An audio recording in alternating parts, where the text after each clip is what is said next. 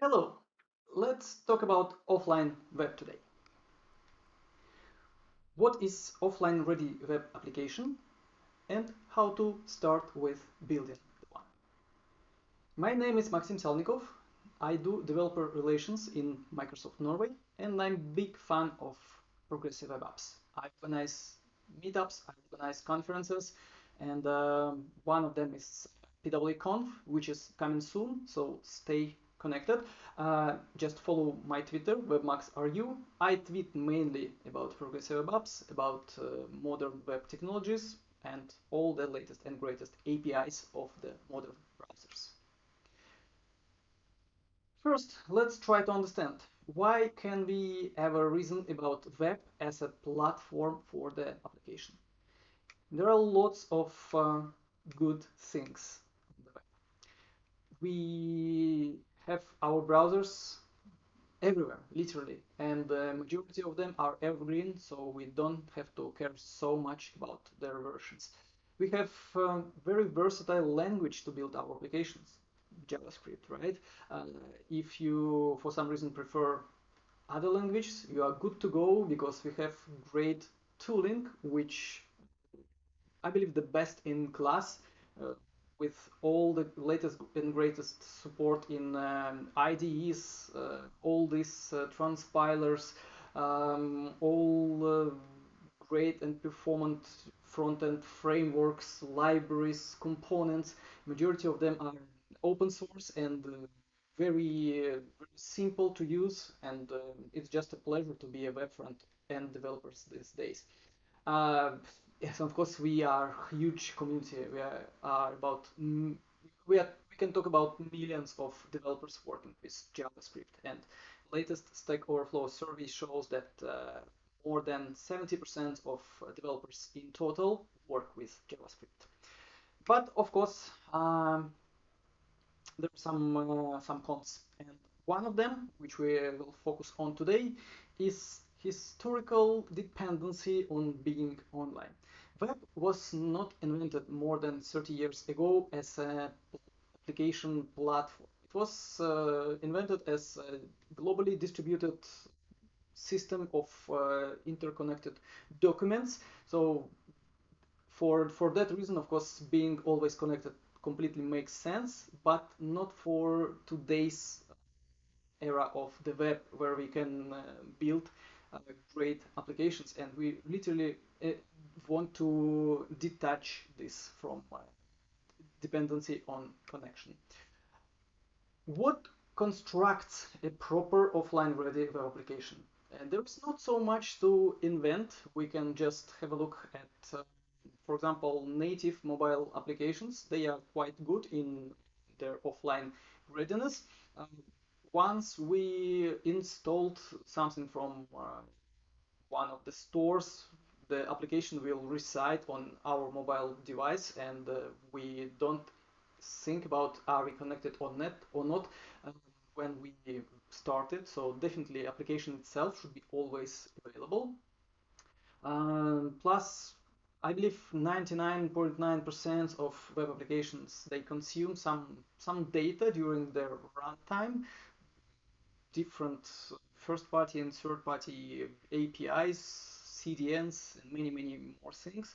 And here it really makes sense to do proper caching for later reuse of the data we downloaded, maybe online and offline. Talking about offline, many of applications they completely make sense for offline usage. For example, if you take Instagram application, we can start applying hundreds of filters to our beautiful photo without ever thinking about are we connected or not, because we know that this functionality is available offline, and right after we click post, it will show up on the network, or if we are not connected, it will be queued for later uh, propagating to the web, to the network. And yeah, talking about jumping back and forth, of course, it should not break, should not ruin user experience. So we have to have a mechanism to mitigate this. And application and data of the application updates. It's pretty normal now for again, back to mobile native apps to update themselves in background. I believe it's turned on by default. So they update versions of the apps and maybe fetch fresh data to delight you when you start using this application. Delight you by, for example, latest news, latest tweets, latest everything, and it all happens in the background. And of course, we really want to use all the greatest features of devices proxied via platform. I'm talking about interesting media capabilities. I'm talking about tons of different sensors which we have on our mobile phones. So we have this set of requirements for the proper offline ready web app, and quite strong one. We still want to keep the soul of web. We still want to have it open, linkable, discoverable, and available pretty much everywhere. Let's go briefly through some of these points. Let's start from the application itself. We really want to have it always available on our device right after the first ever visit of the website, or maybe after explicit action from the user side on the installation of this application. No secret that we first have to understand what constructs this frame or app shell in right terms. So we have to define exact list of resources like index.html, main JavaScript bundle, main CSS bundle, maybe some pictures. And then no magic at all. We have to save it somewhere. In our case, this will be cache storage, which all modern browsers have. We have to serve it from cache when needed, maybe both offline and online for immediate showing of the application. And definitely we don't want to always show very first pre-cached version, so we have to have mechanism to manage the versions. And luckily we have great family of the APIs called Service Worker API. If we imagine some handmade service worker, which is just to refresh your memories, a programmable proxy between your application code and all external world, which reacts on some events and do some stuff, do pretty much what we ask service worker to do. How the workflow of offline ready application itself could look like. On install, we actually put the resources into cache. Here I mean event received by service worker. On activate, we manage the versions. Maybe we remove old ones and put new ones. And on fetch, the rest of magic happens when we actually decide, do we have to go online to grab, for example, updated logo PNG, or we can try our luck in cache storage. So we have to build all this ping pong, all these algorithms. Well, it's only on this slide that simple, but in reality you have to learn a lot from about service worker API, about how HTTP protocol works, and many other things to provide even simple experience on installation of the application. So this tweet is only partially a joke. You can easily create a build service worker which is not working properly. Of course, it's a disaster. Because you have to care about many things to start, even with more or less hello world application, and even still you can have something wrong and you see old version. Please understand me correct. I'm not saying that you don't have to deal with manually written service worker. I only say that it might take some extra time for you, and extra time on debugging and testing. So but this is very interesting too. Anyway, I promised you that you can start building something right today, right? What if we can outsource this heavy lifting to some library? Luckily, we have the library, Workbox, maintained by folks from Google, from web devrel team, and supported by all community. This is classical example of great open source project, well maintained, well tested, very mature. We have version number 5 these days, so it's a pleasure to use it. And it simplifies our life a lot by extending our own service worker by its features. It contains many interesting features going straight out of the box, but without any other delay, let's start building our application shell. And we need only one package right now called Workbox build. Um, this is Node.js driven option of using Workbox. There are some other options available, for example, Webpack. So that means that we have to write simple JavaScript file to run in Node.js to actually build our service worker. If you remember, it all starts with defining exact assets list. And yeah, it's in case of Dropbox, it's quite convenient, quite flexible. We use globes to explain to this library what constructs our application shell. And then we do some magic with our source service worker by even having the name of this property source service worker. We can realize that it's something not ready yet for being pushed to the hosting, right? So some processing needed. Actually, Workbox build.js does this processing. But let's have a look how this source service worker might look like. It's as simple as 2 lines in its simplest form when we just need application shell. Basically, we use one method called precache and route, and we have to only populate it by actual list of resources. And all the rest is taken care of by Workbox, literally caching all resources, managing versions, and of course serving. But how to populate this? We have this Workbox build module, you remember, right? And actually it does all this job by replacing this self.wb manifest by actual array of resources, literally list of the files and their hash sums to manage versions. And then our resulting Workbox build.js could look like this. Here is configuration. You remember this from previous slide. And then inject manifest. This is just a file operation. Workbox iterates over the list of files we provided using the patterns we provided, builds this array and injects this to source service worker plus copies service worker back to dist folder. And then all we need to do is create one more step in our overall build to build service worker itself and add this step to our general build. So after doing this, you have your application shell ready to go. Updatable, stable, working just like a magic. Awesome.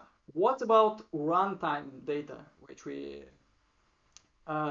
consume during our application lifetime? If we go back to handmade service worker option, all this happens in handler called fetch. And here we have to provide some form of mini router because different resources might have completely different strategies. And of course, we have to implement these strategies ourselves. All this ping pong, check network, check cache. If something there, then maybe pre-cache and serve and all this jumping back and forth, which is again super interesting to implement, but might take some time for you to get to the stable version. Can Workbox help us here? Yes, to some extent it returns declarativeness in this process. So we provide template for the route. So you see we set it as a regex API breaking news, and we define strategy. That's it. So that means that all requests went from our app to API/breaking news we'll follow cache first strategy. That means that we'll check if this file, for example, JSON, is residing in cache storage. And if yes, we'll serve it straight from there without even going to the network. On the other hand, if we have another route with another strategy, we can also do this, and we can extend and fine-tune this with plugins. And we have some strategies out of the box and also plugins, plus we can create our own ones. Now, we have only a few minutes left. Let's jump over through some of the features we had in this list of proper offline web app to the cutting edge one. It's about scheduling your updates, both of your application and the data. And I'm talking about periodic background sync API. First, let me list the limitations. It only works for installed application. So users has to explicitly install the application. Luckily, it's available now for web apps thanks to web app manifest and again service worker. It only sends this events to service worker while it's online, okay, and only at the network where it was registered. Serious limitation. You have to interact with this application from time to time to sort of to let browser understand that you are still interested in this application, not to just waste your memory and the processor and network for some actions you don't need. We as developers don't have strict control over how often to do these things. And after all, the best we can afford is 12 hours. So it's not about your exchange ticker application. So it's for example, good for news apps, for whatever web version of social medias, when we don't need this like literally real time updates. With all these limitations, it's equipped with super power. It can periodically run completely custom code, which we provide in Service Worker, completely transparent for the user without even notifications. And of course, with this great power comes this great responsibility in form of limitations we have. How that might look, and unfortunately Workbox is not a good helper here. But maybe one of you will create corresponding module. It's absolutely possible to extend Workbox. So in our main JavaScript thread, we kind of register this thing, and we only provide minimal interval. So literally we say, please send this event to service worker not more often than. Okay, and then on service worker side, we catch this event called periodic sync, and we can do whatever we want. So in my example, we fetch new tweets. Why I mentioned maybe, because even with all the limitations we have from specification side, we can be even more careful about the user, and we can check if the connection is proper. For example, if we want to download something big, maybe it should work only at Wi-Fi connection. Same for data saver mode. Maybe we can skip this when the user wants to save some bytes. And after all, we can check, is there enough storage on user's device. So yes, please, let's use this API with care. How to debug all these services? It was quite challenging before Chrome, if I remember correctly, version 80, when we got this special tool for listing and testing and debugging all background services. So it's in DevTools application. On the left-hand side, in the bottom, you will see a list of background services. And here you can record all the events your service worker received. So it simplifies our life a lot. More great APIs are available to build proper offline experience. Just to list some of them without going into details. Background sync is when we want to catch event exactly when we go from offline to online, for example, to repeat failed network request, background fetch to provide proper experience with downloading and uploading large resources, and other APIs which literally move your web experience to the level of native code experience. And it's just a few of more than 100 APIs coming as a part of Fugu project to reduce this gap between what web can do and what native code can do. So to summarize, web platform today is really great platform to build, to run, and to distribute our applications. All the basics are in production for years, I'd say, on all platforms. Great tooling, for example, Workbox is available, and let's take proper care of our users, of our website. What I love the most, it's just the beginning of great journey of web. Interesting question. If you create a progressive web application offline ready, what is the place where you can host it? Multiple options are available. Here I want to give a proper shout out to the service called Static Web Apps of Azure Cloud. So it's really new service. It's now in free preview, and I encourage you to try this. Literally, you provide your GitHub repo, and all the rest is done by this service for you. In few minutes, you see your front-end web application ready to go, globally distributed. Plus, it contains all proper whistle and bells you need for the full proper developer flow. On that, thank you very much. Please follow my Twitter. Bye.